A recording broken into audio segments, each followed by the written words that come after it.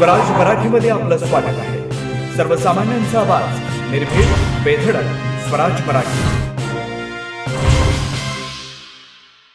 किती आनंद उत्साह नव्या मुख्यमंत्र्यांसोबतच्या अधिवेशनाचा। नाही, प्रचंड अशा प्रकारचा उत्साह महाराष्ट्रात आहे आणि विदर्भात तर दिवाळी साजरी होते आणि उद्या प्रचंड प्रमाणात माननीय देवाभाऊंचं स्वागत नागपुरात त्या ठिकाणी होणार आहे।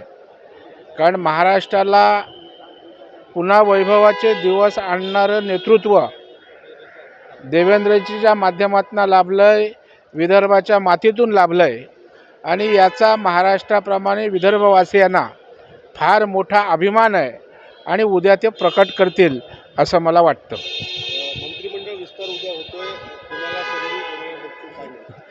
नाही, हा विषय सर्वस्वी मुख्यमंत्र्यांच्या अधिकार कक्षेतला आहे।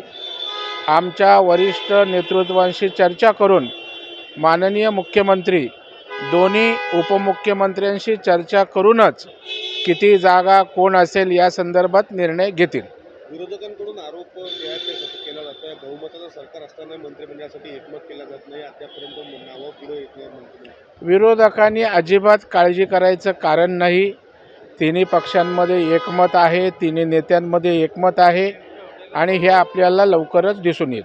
उद्या ईव्हीएमच्या विरोधात देखील आंदोलन विरोधकांकडून केलं जाणार। मला वाटतं रडीचा डाव विरोधक खेळताना दिसत आहेत। त्यांचे खासदार जिंकून आले, महाराष्ट्रात मोठं यश मिळालं ते ईव्हीएमच्या माध्यमातूनच मिळालं।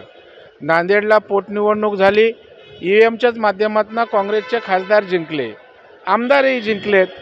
त्याच्यामुळे मला वाटतं रडीचा डाव आणि अपयशाचं खापर त्या ठिकाणी ईव्हीएमवर फोडण्याचा केविलवाणा प्रयत्न या ठिकाणी विरोधकांचा दिसतोय।